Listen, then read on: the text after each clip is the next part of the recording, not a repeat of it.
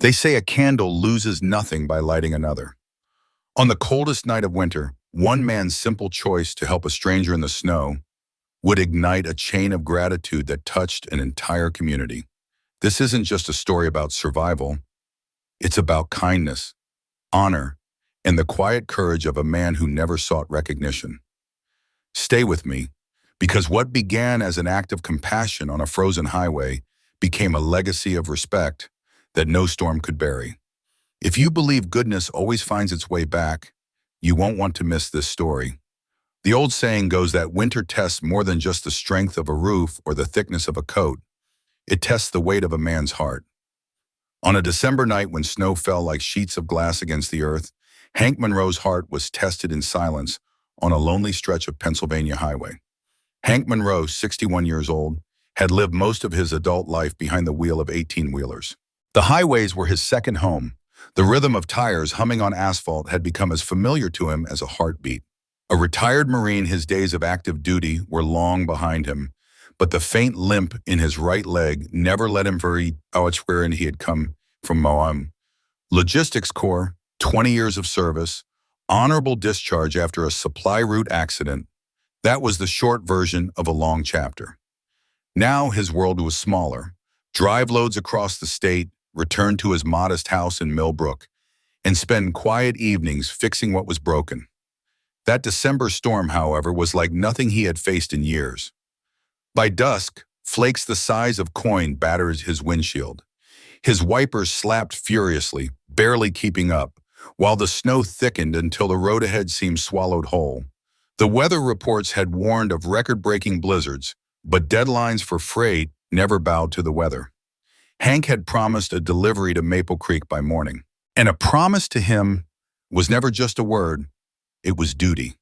By midnight, the storm had won. State troopers blocked the roads ahead, forcing long-haul drivers to park shoulder to shoulder along the icy route. Hank eased his truck to a stop, engine idling, cabin heater blasting, the interior fogging faintly from his breath. His CB radio crackled with voices, men and women stuck like him, waiting out the storm. Through the static came a voice. "There's an old man out there, standing by the road. Must be stranded." Another driver barked back, "Leave him be. Nobody's got time to play hero in a blizzard. He'll freeze, but that ain't our problem." Hank leaned forward, squinting through his windshield.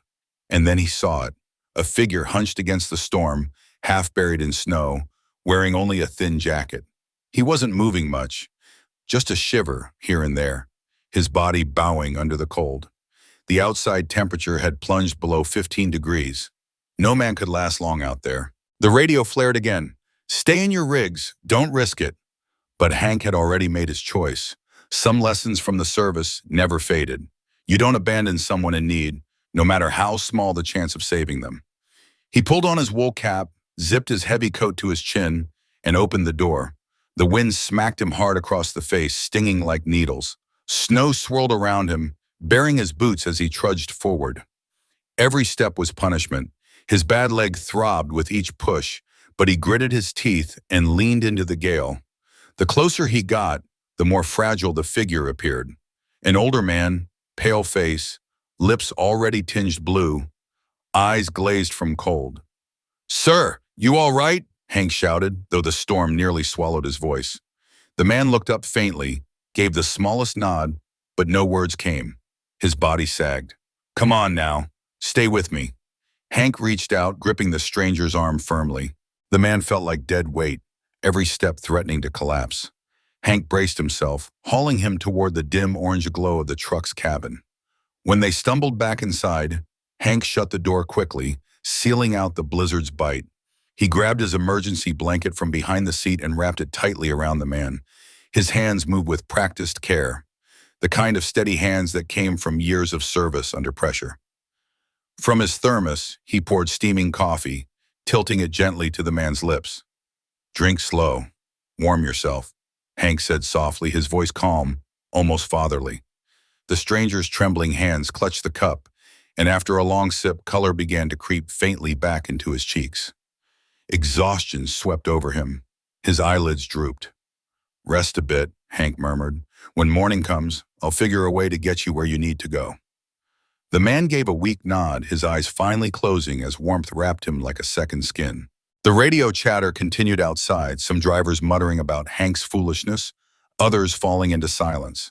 But inside Hank's cabin, the air was different. It wasn't just heated by the truck's engine, it was warmed by a simple truth. No one would freeze to death that night on his watch. Hours dragged on. The blizzard clawed at the truck, shaking it as if testing Hank's resolve. He sat stiffly in the driver's seat, blanket draped across his knees, keeping one eye on the stranger's breathing. The man coughed occasionally, a deep rattling sound that made Hank worry, but each time he soothed him with water, asking no questions. The Marine in him understood something few others did. Sometimes the greatest courtesy you could give someone in distress was silence. No demands, no interrogation, just presence. Outside, snowplows growled in the distance, their headlights cutting eerie shadows across the drifts. But in Hank's cabin, time seemed suspended. Two men, one awake, one sleeping, bound not by names or ranks, but by survival. As dawn finally broke, the storm thinned. Pale light seeped through frost-crusted windows, casting a glow over the stranger's resting face. He stirred, breathing steadier now, and sat up with more strength than before. His eyes, clearer and sharper, studied Hank with a new awareness. "Thank you," he said simply, his voice hoarse but firm, carrying the unmistakable tone of someone used to command. Hank only nodded, relief softening the hard lines of his weathered face. In his mind, the night's test was over. He had done what was right, nothing more. But Hank did not yet know that the man he saved in that blizzard carried a name and a past that would change his quiet life forever. Morning light filtered weakly through the frosted glass of Hank Monroe's truck, painting the cabin in shades of silver and pale gold. The storm outside had lost some of its fury, leaving behind a heavy silence broken only by the faint hum of the engine. The stranger shifted beneath the blanket, his breath steadier now, his color returning. Hank watched quietly from the driver's seat, sipping from his thermos, the strong black coffee doing little to fight off his own exhaustion. His back ached from the stiff position. His injured leg throbbed from the trek through the snow, but he ignored it. What mattered was the man in front of him, alive, recovering. The stranger stirred, pushing the blanket aside with trembling hands. His eyes opened fully now, sharp and assessing. There was a presence in him that Hank couldn't quite place. Not just gratitude, but authority, the kind carried by men who had long held responsibility over others. "Thank you," the man said, his voice low and hoarse, yet edged with a natural command. "Glad you're feeling better," Hank replied simply. "Once the plows finish clearing, I'll get you to the next town. Maybe call someone for you, family, friends." The man studied Hank in silence for a moment, then slowly reached into the inside pocket of his coat. His movements, though stiff from cold, were deliberate, precise. When his hand emerged, it held a worn metal identification card. He extended it toward Hank. Hank took it carefully, brushing his thumb over the scratched surface until the letters came into view. His eyes froze. Nicholas T. Graves, United States Navy, Admiral. For a heartbeat, Hank was stunned into stillness. 20 years of service had trained reflexes into him that no amount of civilian life could erase. His spine straightened instinctively, shoulders squared, though he stopped short of standing at attention. "You're an admiral, sir," Hank said quietly, the weight of the words sinking in. Admiral Graves gave the slightest nod, his expression calm, as if being pulled from a snowbank by a truck driver was hardly extraordinary. "I was on my way to a memorial service for an old comrade," he explained. His voice grew steadier as warmth returned to his body. "My driver took ill back in the last town. I thought I could manage the last 20 miles myself. But the storm hit harder, faster. GPS failed, the car slid off somewhere behind us. I tried walking. About 2 hours maybe, then I couldn't go on." He glanced toward the frosted window, as if the storm itself were still watching him. Hank absorbed the story without interruption. He had seen enough in his life to know that rank, medals, or titles offered no shield against the cruelty of weather or chance. Snow did not care who a man was. Cold did not respect an admiral's stars. "Any rank deserves respect, sir," Hank said finally. "But last night you were just a man in need. That was enough. The Admiral's weathered face softened, a flicker of something human shining beneath the layers of discipline. And I was just a frozen old man on a highway, he answered, almost with a wry smile. Corporal Monroe. Hank Monroe, retired 2004. Hank blinked, surprised that the Admiral already knew his name. Perhaps Graves had caught it from the ID stashed in the glove compartment or from the faint etching on the truck's side. However he'd learned, there was no mistaking the respect in his tone. Well, Corporal, the Admiral continued, I've come to believe the most important chain of command is simply human to human. You followed that when you stepped into the storm. You didn't ask who I was. You didn't need to. Hank poured a fresh cup of coffee and offered it across. Nobody deserves to freeze to death trying to honor someone who's fallen, he said softly. Graves accepted the cup, wrapping his fingers tightly around the heat. For a long moment, he studied Hank's lined face, his steady eyes. Then he placed a firm hand on Hank's shoulder. Thank you, and don't worry, I'll remember the name of the man who saved my life. Something in his tone lingered, not just gratitude, but a promise. The radio crackled suddenly, announcing that the main routes had been cleared and truckers were permitted to move under escort. Hank flicked the switch off, turning back to the Admiral. I can get you to the police station in the next town. They'll arrange transport for you, Hank offered. Graves nodded. That will do, and I appreciate your discretion. Not all would understand that sometimes an admiral prefers not to call in the cavalry over a personal mistake. Hank gave a small nod. Understood, sir. The big rig rumbled to life, wheels crunching through compacted snow as Hank guided it back onto the clearing highway. For a while, neither man spoke. Words felt unnecessary, almost clumsy, after what had passed between them in the night. Respect lived in the silence. The road ahead glittered with ice and sunlight, a fragile brightness after the storm's fury. Hank kept his hands steady on the wheel, his eyes flicking to the rearview mirror now and then, where white drifts already buried the footprints of the night before. What had happened seemed almost swallowed by the snow, as if the storm itself had tried to erase it. At the next town's police station, Hank pulled to a stop. Officers blinked in shock at the sight of Admiral Graves stepping down from a trucker's rig, wrapped in a borrowed blanket. They hurried to offer him shelter, but the Admiral declined medical care with a faint grin. Navy men don't catch colds, he said, waving them off lightly. Before heading inside, he turned back to Hank. He extended his hand once more, grip firm, eye steady. I won't forget, Corporal Monroe. Hank clasped it silently. There was nothing more to say. He had a delivery to finish. The Admiral had a world to return to. Their paths, it seemed, would part here. By evening, Hank was back on the road, the snowstorm fading in his mirrors, his thoughts returning to the ordinary rhythm of miles, freight, and quiet solitude. To him, it was just another night, another decision made without hesitation.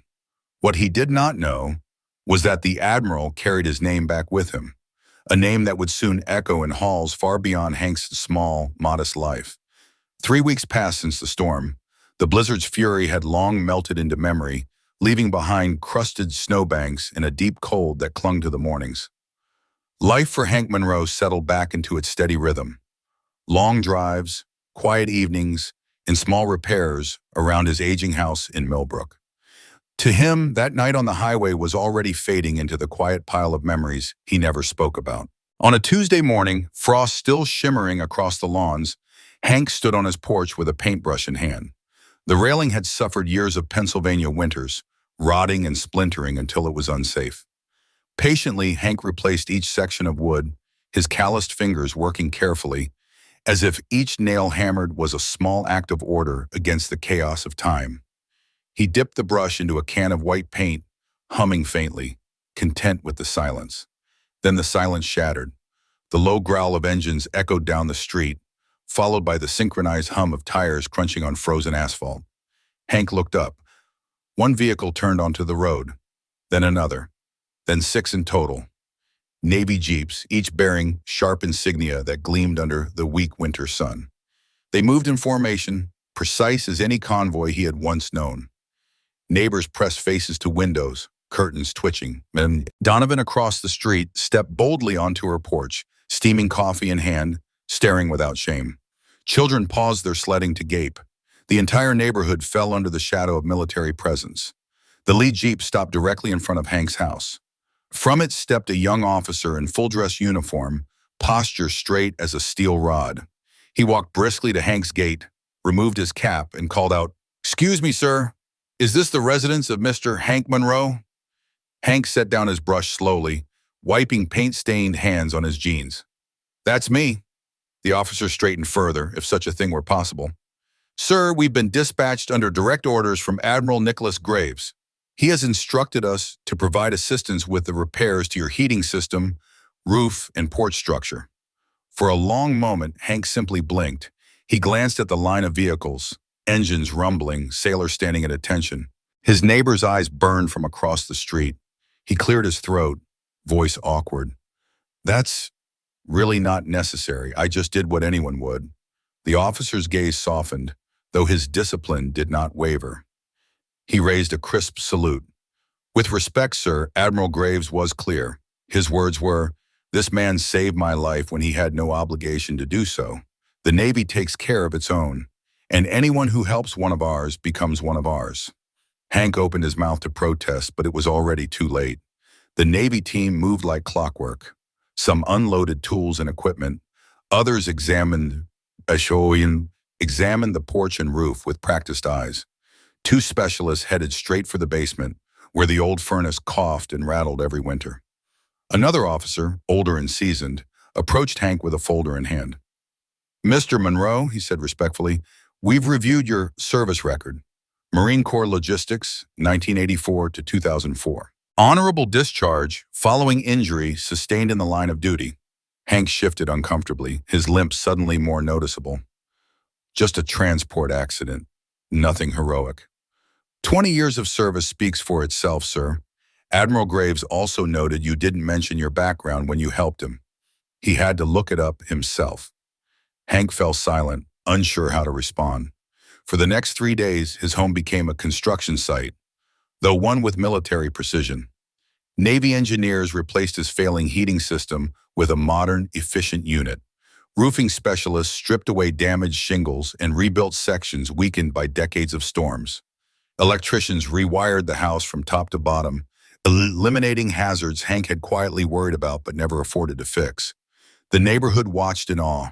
Children lined the sidewalks, whispering theories that Hank was some kind of secret agent. Neighbors who had barely exchanged more than polite nods in years now came forward, curiosity breaking their reserve. On the second day, Mrs. Donovan marched over holding a warm apple pie. "Never knew we had a hero living across the street all these years," she said, handing it over with a smile. "I'm no hero, ma'am," Hank protested gently. "Just did what anyone would, just like these fellas here." Mrs. Donovan gave him a knowing look. "That's exactly what my Harold used to say. He was at Enchan. Never thought himself special either." By the third day, the Navy team's presence had drawn small crowds. A boy, maybe 10 years old, edged closer, eyes wide. "Mister, are you like a secret agent or something?" he asked earnestly. Hank chuckled, kneeling slightly despite the protest of his leg. "No, son, just an old truck driver who gave someone a ride." "But they're fixing your whole house," the boy pressed. Hank considered, then smiled. "Sometimes, Tommy, when you help someone without expecting anything back, the world has a funny way of helping you right back." The boy nodded, absorbing the words like a sacred lesson. On the final afternoon, as the sun dipped low, the team leader, Commander Richardson, invited Hank to inspect the completed work.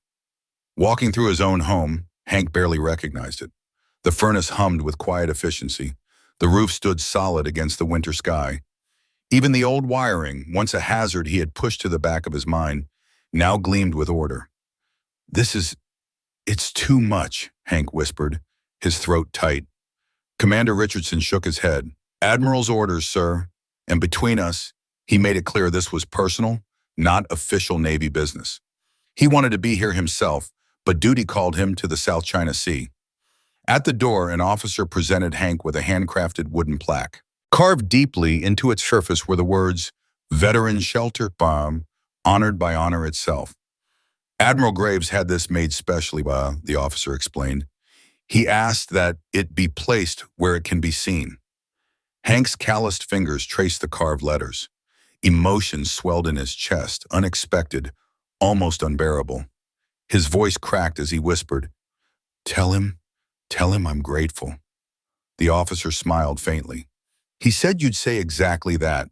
His answer was, "Necessity has nothing to do with honor, Corporal Monroe." As the Navy convoy finally departed, neighbors gathered in clusters, murmuring among themselves, stealing glances at the quiet man who had suddenly become the center of their world. Hank stood on his repaired porch, plaque in hand, staring after the departing jeeps.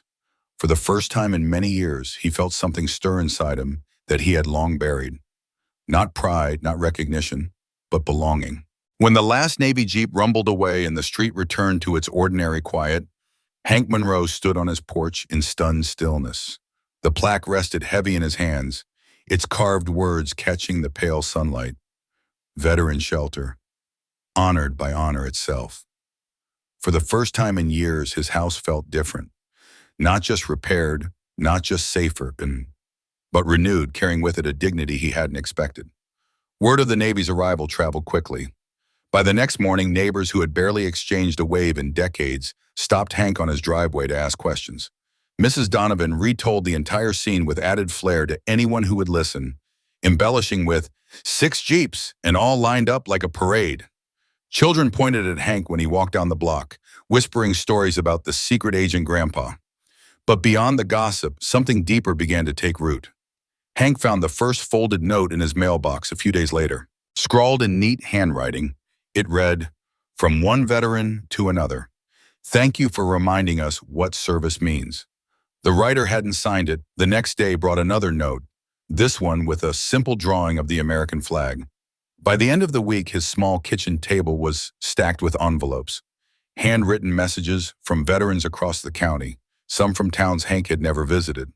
One cold morning, a triangular package sat on his doorstep. Hank bent slowly to pick it up, unwrapping it with careful fingers.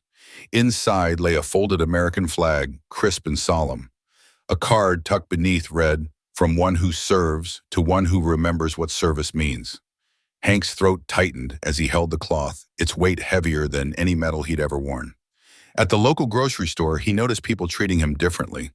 A man in line at the counter turned, extended a hand and said, "Thank you, Corporal Monroe." Hank blinked in confusion until the man explained, "I'm commander of the VFW Hall. We'd be honored if you'd join us at our monthly meeting."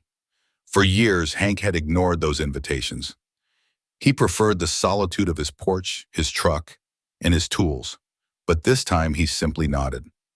Something had shifted, not in the world around him, but in himself. Though his name spread through veteran circles, Hank remained resistant to recognition. When a local reporter called, asking for an interview, Hank politely declined. "Nothing worth printing," he said. When the county's Veteran Affairs Office invited him to speak at schools about service and citizenship, he refused again. "I'm no speaker," he explained, "and the story's simple enough without me telling it." Still, the story gained a life of its own. Veterans whispered it at gatherings. A Marine who pulled an Admiral from a snowstorm without ever asking who he was. It wasn't about the Admiral's stars or the Navy's response.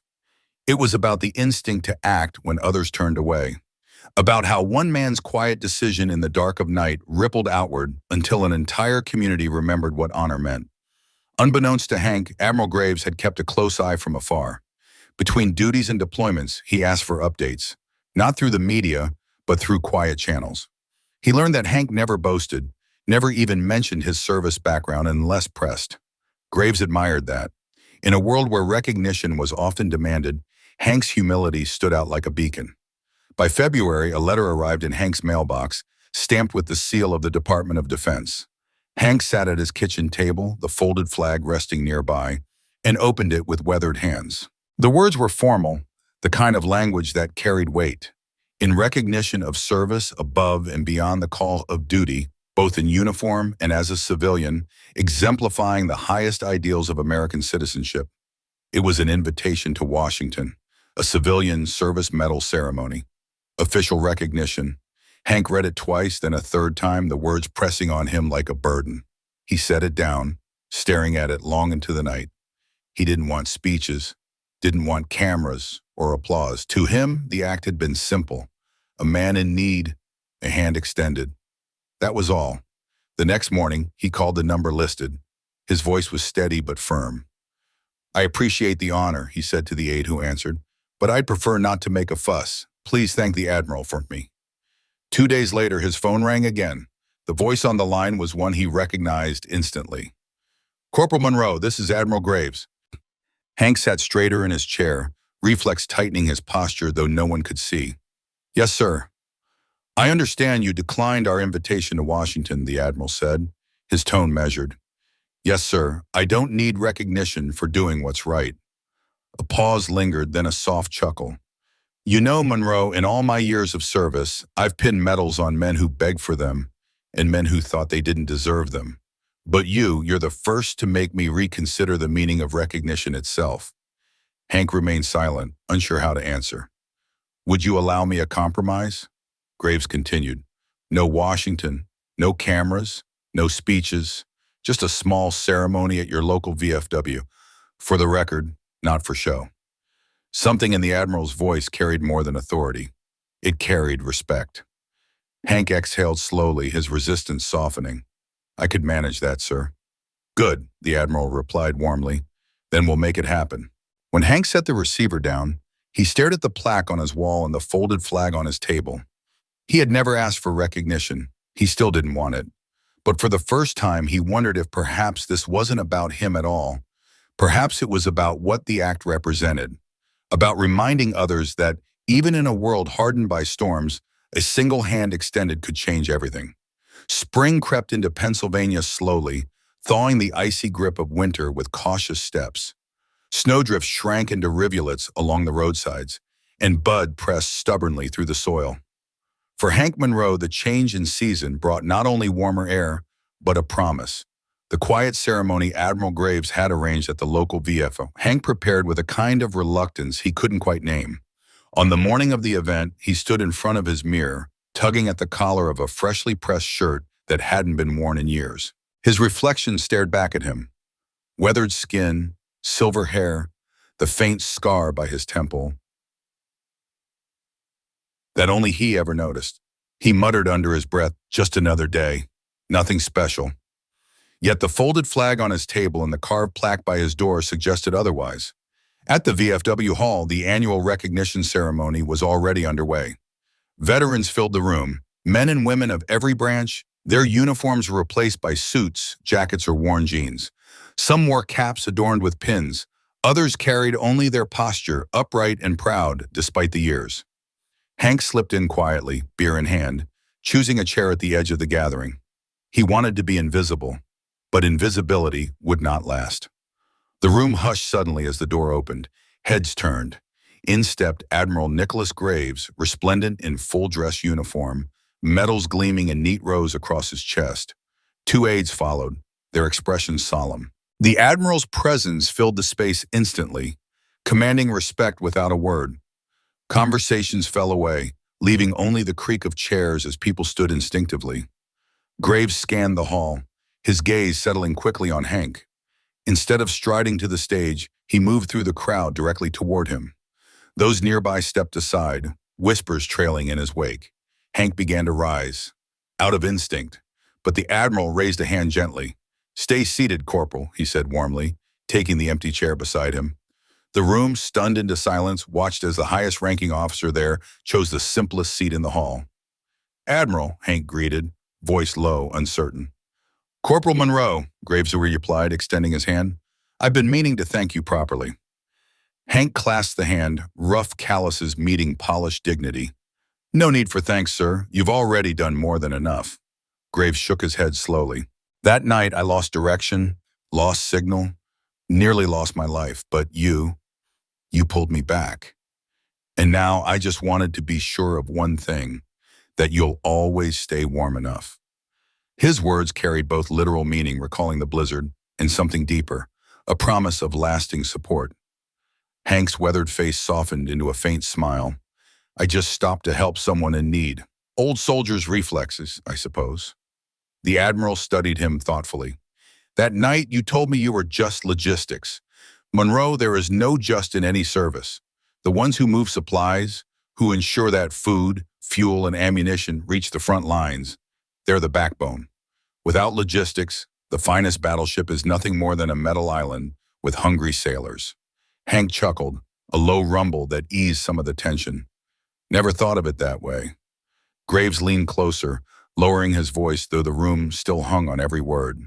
They tell me you've refused every offer of recognition, that you don't need medals for doing what's right. Hank nodded firmly. Don't need recognition for doing what's right, sir. A faint smile tugged at the Admiral's lips. The best ones never do. Moments later, the hall gathered for the small ceremony Graves had promised. It wasn't grand. There were no cameras, no flashing lights, no speeches for the press. Just rows of veterans, quiet and respectful, standing witness. Admiral Graves rose, holding a small velvet case in his hands. He turned toward Hank, his voice carrying across the hall. Corporal Henry Monroe, for reminding us all of what truly matters, both in service and in life. He opened the case and revealed a medal, not from any official catalog, but specially crafted for this occasion. Its inscription read simply, "For reminding us what matters most." The Admiral pinned it gently to Hank's shirt, then stepped back and saluted. For a long breath, the room remained utterly silent. Then one by one, the veterans began to applaud. Not the loud, raucous applause of a crowd, but steady, respectful claps that carried the weight of shared understanding. Hank, uncomfortable in the spotlight, dipped his head in quiet acknowledgement. To him, the medal mattered less than the moment. A recognition not of rank, not of battle, but of a simple truth. Honor lives in the choices we make when no one is watching. Later, as conversations resumed, Hank and Admiral Graves sat side by side in comfortable silence. Rank separated them, but something deeper united them. The knowledge that beneath uniforms and titles, the most important duty is to one another. That evening, Hank drove home in his truck, the medal resting in his pocket, heavier than it looked. Streetlights cast long beams across the windshield, the road stretching ahead into darkness. Yet unlike before, the journey no longer felt lonely. The repaired house waiting for him, the folded flag, the plaque, the quiet respect of neighbors and fellow veterans, all of it wove together into something new. For Hank Monroe, the greatest reward had never been applause or recognition. It was the quiet certainty that, when the moment called, he had answered. And sometimes that was enough to change not only a life but an entire community's way of remembering what honor truly meant. True honor doesn't come from medals, ranks, or ceremonies.